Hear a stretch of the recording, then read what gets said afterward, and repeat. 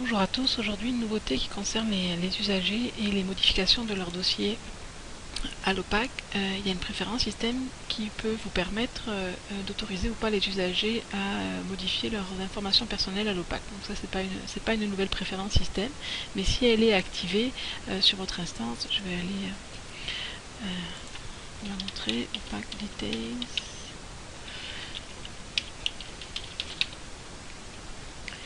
Donc c'est dans l'onglet OPAC. L'onglet opaque le pavé fonctionnalité, donc c'est cette préférence système ici. Donc là c'est à autoriser. Donc si vous avez cette préférence système autorisée sur votre instance, quand une personne modifiait son dossier à l'opaque dans les informations personnelles, qu'il rajoutait une adresse ou qu'il modifiait son adresse ou ses informations, son téléphone, son adresse courriel, vous recevez un courriel, vous, pour vous dire qu'il y avait des modifications à faire. Ce courriel n'était pas très compréhensible et il fallait après que vous alliez manuellement dans le dossier de l'usager faire les modifications. Dans la nouvelle version 3.12, ça change dans le fond si c'est à activer quand l'usager va aller à l'OPAC. Donc là je vais vous montrer sur l'instance de formation. Donc je vais aller modifier mes informations personnelles. Donc là par exemple je vais changer mon adresse. Donc 215 rue Newton par exemple. Je vais pas la mettre ici, mais en tout cas n'importe quoi comme information.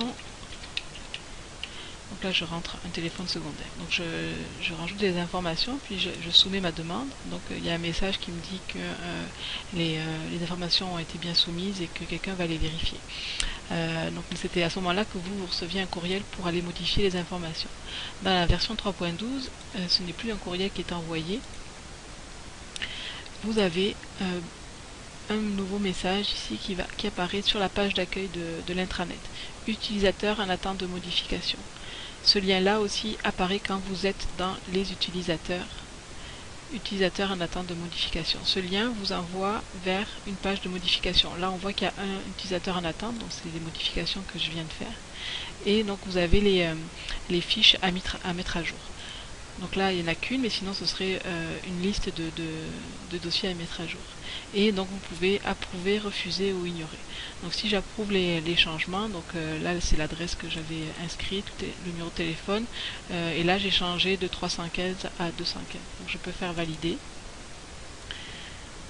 Donc, les informations ont bien été prises en compte, et là, il n'y en a plus à modifier.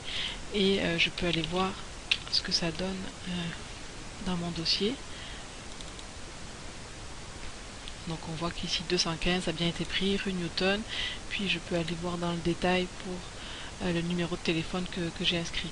Donc ça c'est plus facile pour vous pour modifier les informations des usagers si vous avez activé cette préférence système. Donc voilà, c'est ça, merci.